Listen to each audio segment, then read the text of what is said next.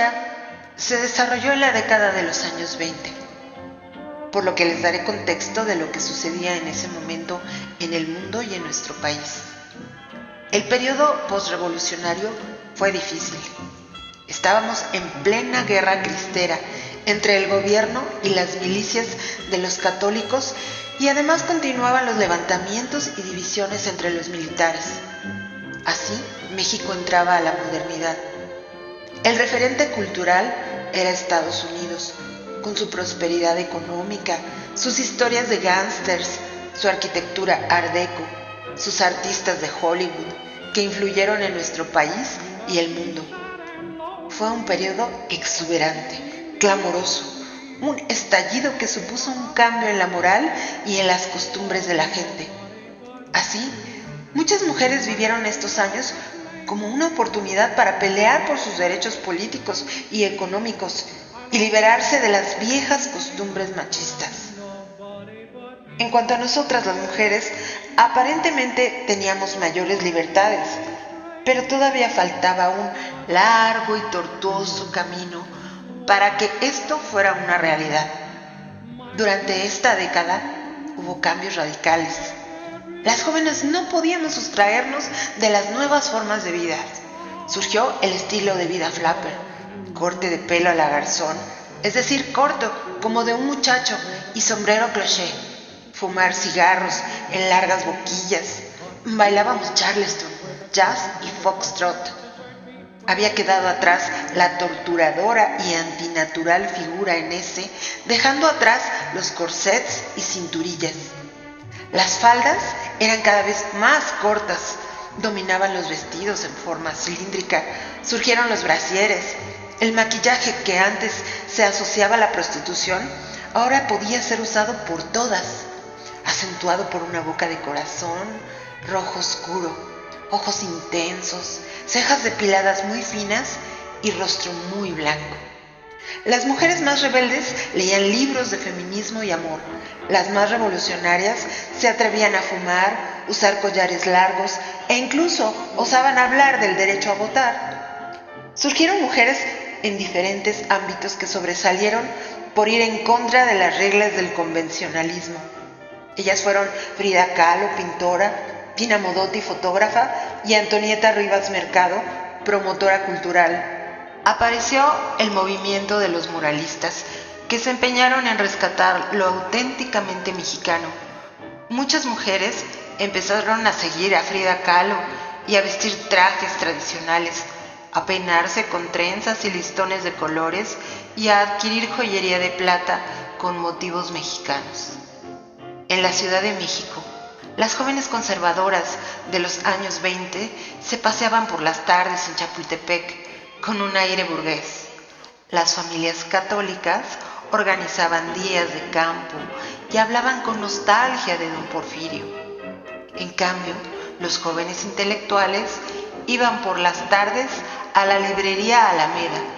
Hablaban de filosofía, literatura y la Revolución Rusa.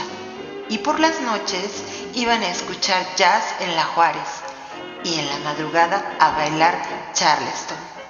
En tanto los ricos iban al autódromo de la Condesa a apostar.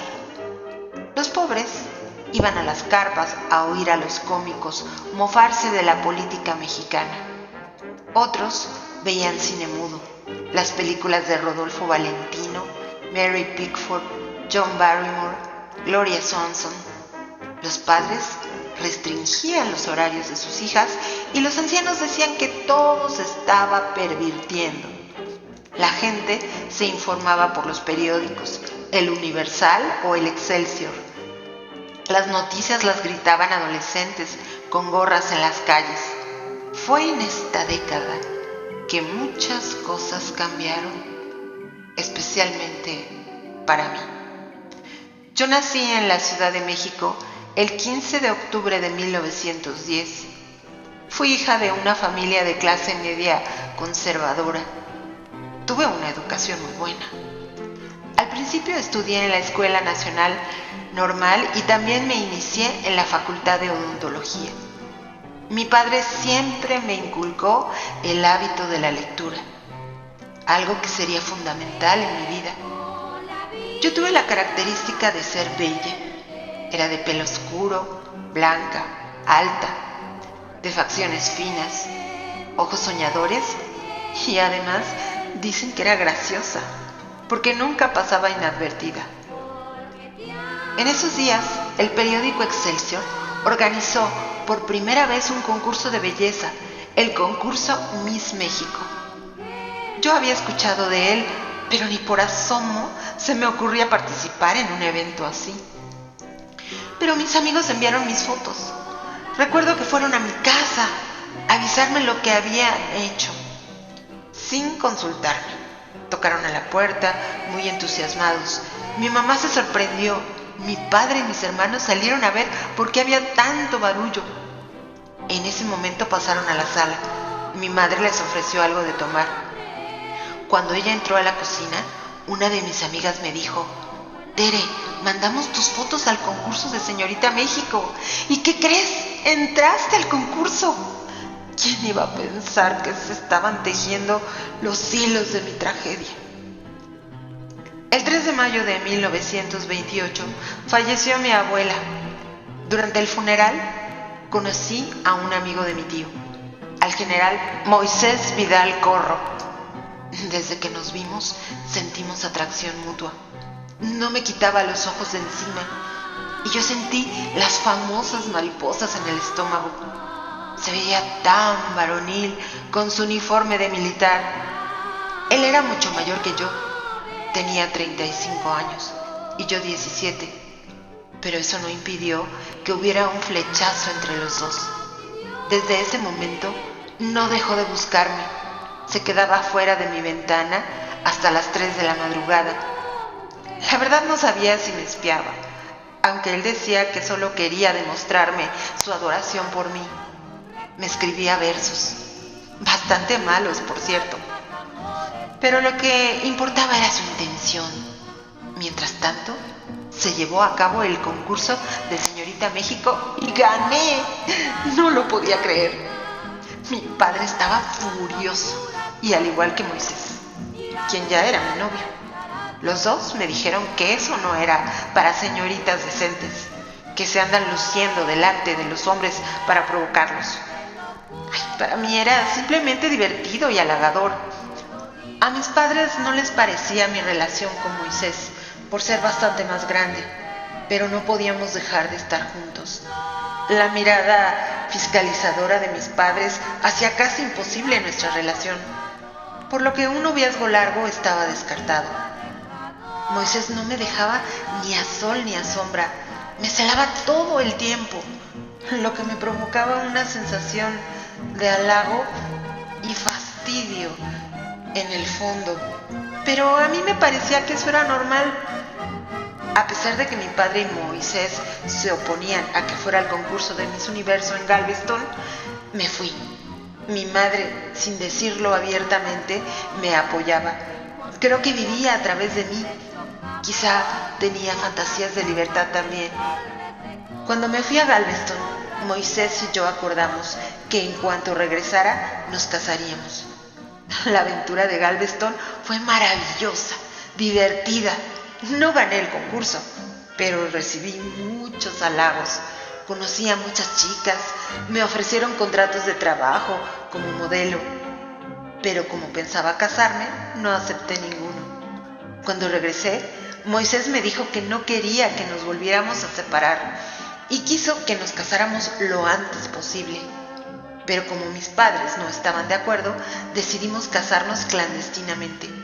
El 24 de septiembre de 1928, Moisés y yo acudimos al juzgado donde tenía todo listo para la boda, incluyendo testigos falsos, por lo que me demoré varios días en dar la noticia a mis padres.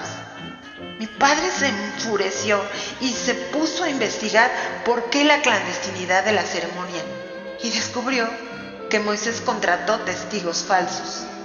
Desde ese momento, Moisés mostró que era un hombre poco honorable, deshonesto. Mi padre le exigió la boda religiosa y no le quedó de otra más que aceptar. El 1 de octubre de 1928 nos casamos ante un altar. Mi padre decía que yo era bella como Venus y él como Marte, el dios de la guerra. Al poco tiempo nos fuimos a Veracruz, donde Moisés debía combatir el movimiento del general Escobar. Un hermano cura de Moisés volvió a bendecir nuestra unión. Aplaudió que se casara conmigo, la mujer ideal. En julio de 1929, Moisés recibió la orden de regresar a la Ciudad de México, así que fuimos a vivir con mis padres y mis hermanos. A Moisés le acomodaba que fuéramos a vivir con mi familia. Así aseguraba que cuando él saliera, yo no me quedase sola y además no podía salir sin compañía.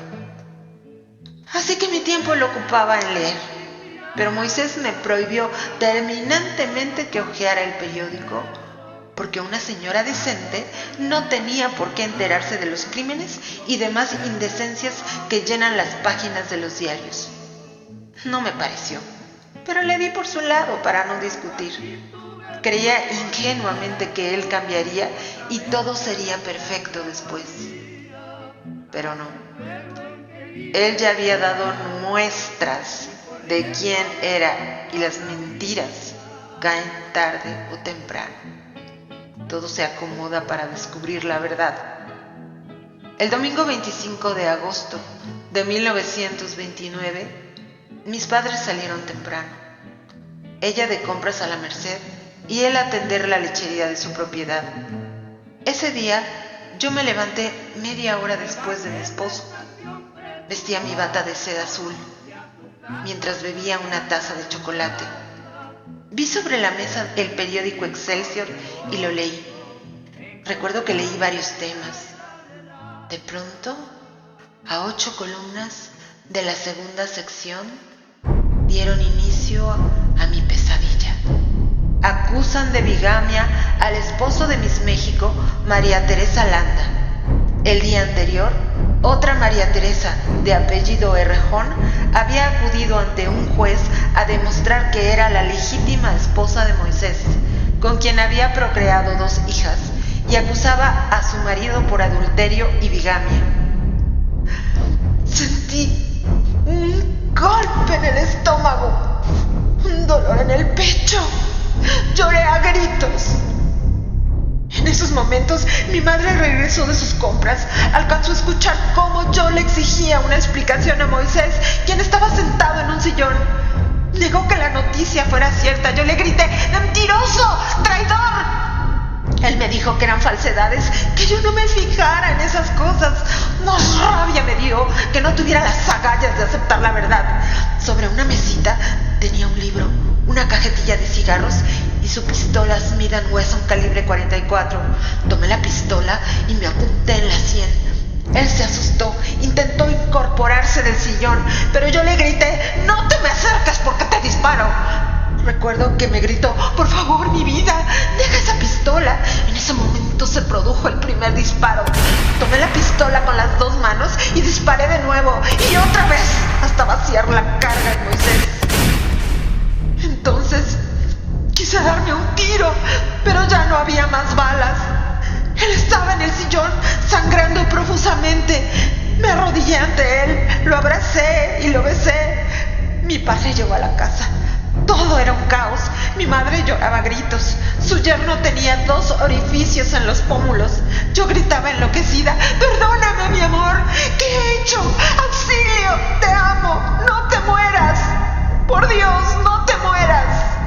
Mi padre y yo intentamos llevarlo al hospital, pero murió en el camino. Me fui a entregar a la policía.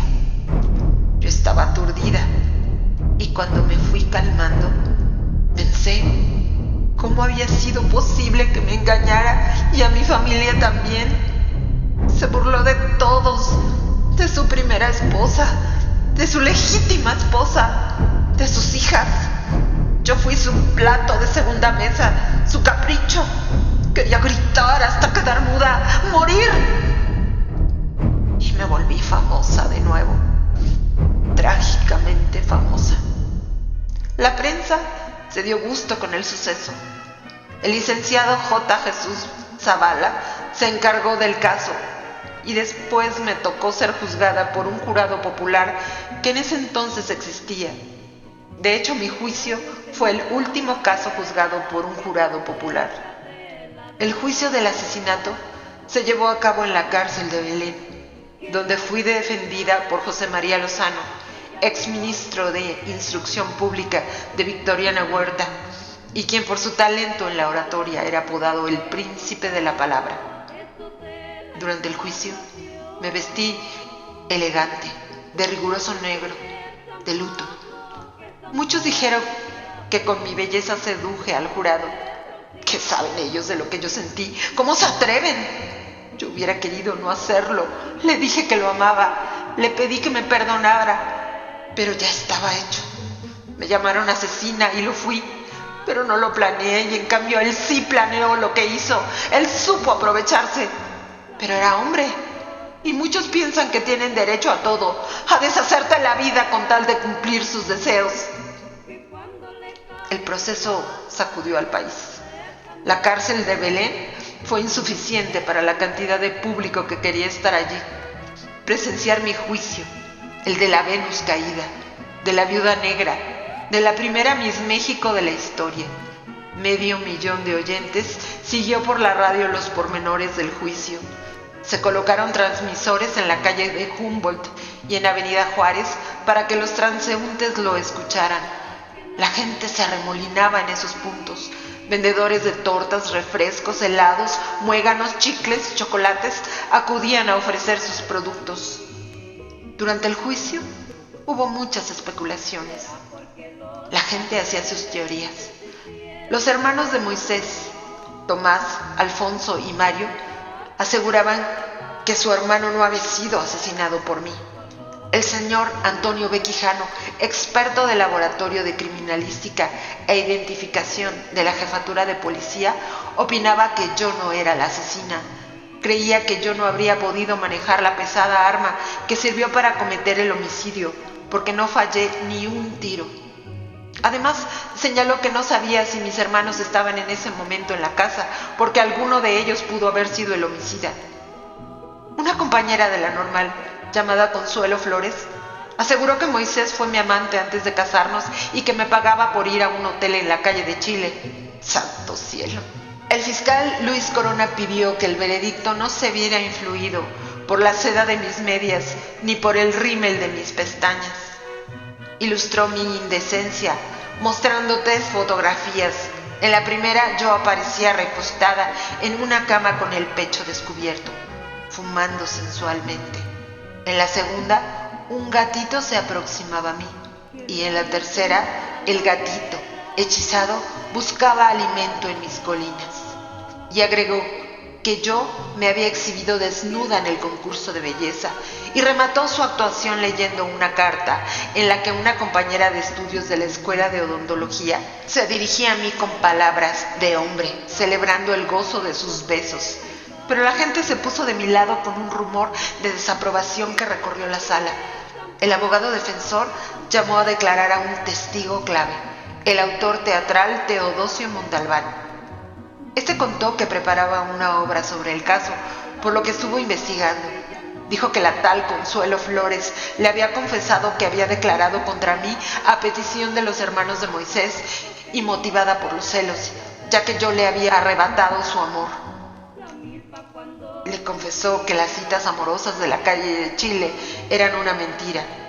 Hubo un clamor que cimbró la sala.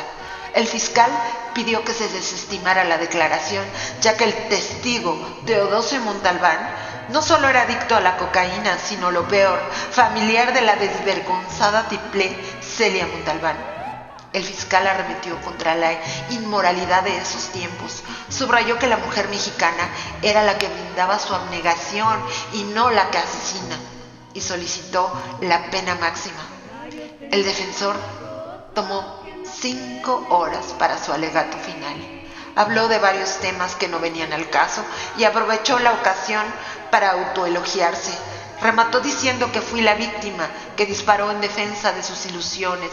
contra quien le infligió deshonor y duelo, movida por una fuerza moral irresistible ante el temor fundado de un mal inminente. Cuando fue mi turno hablar, mis palabras fueron: el jurado sabrá comprender cómo los imperativos de mi destino me llevaron al arrebato de locura. Destruí mi felicidad y al hombre a quien amaba con delirio.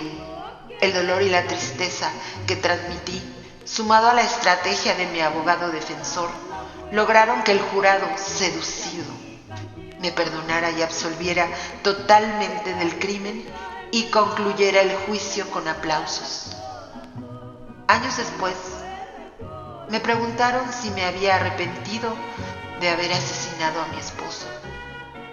Expresé: ¿quién sabe? Prefiero cultivar con sublime amor el recuerdo de Moisés ya muerto que haberle odiado en vida por destrozarme lo más caro en todo ser humano, el corazón. Y así, con esta herida, continué con mi vida.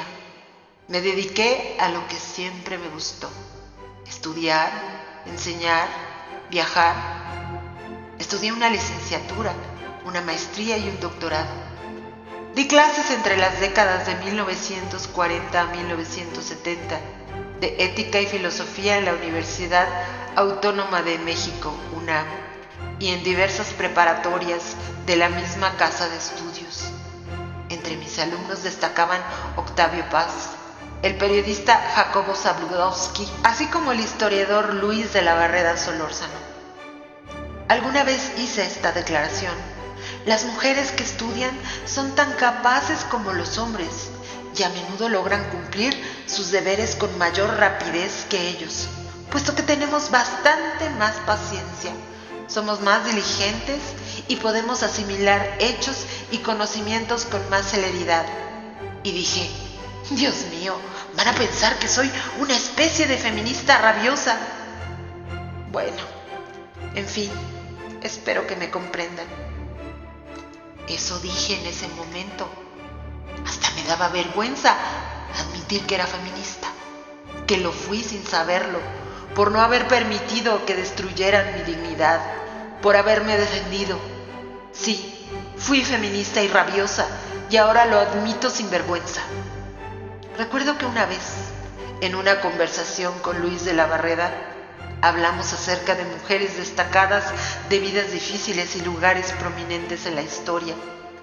Me preguntó cómo podía saber tanto. Yo sonreí un instante antes de ponerme seria. Le di un trago a mi whisky. Lo miré a los ojos y le dije: ¿sabe de la Barreda? Hay algo en mi vida que ni usted ni sus compañeros de clase se imaginan. ¿Quiere oírlo? De ser una reina de belleza, me convertí en una intelectual, en una maestra de la que mis alumnos hablaban maravillas. Sin embargo, para muchos, soy recordada como la Miss México, que asesinó al mentiroso vígano con el que se casó. Conocí el amor profundo, la pasión, y eso me duró para toda mi vida. Nunca me casé de nuevo, ni tuve hijos. Quizá algo se rompió en mí. Quizá esa parte fue sustituida por mi amor a la sabiduría y enseñanza. Viví la fantasía de los personajes de tantas novelas, cuentos, heroínas, de dioses de la mitología. Viví 1001 noches embriagadoras de sabiduría. Viví lo que tenía que vivir y lo hice con dignidad. Me retiré de la docencia en 1986. Mi muerte se produjo el 4 de marzo de 1992.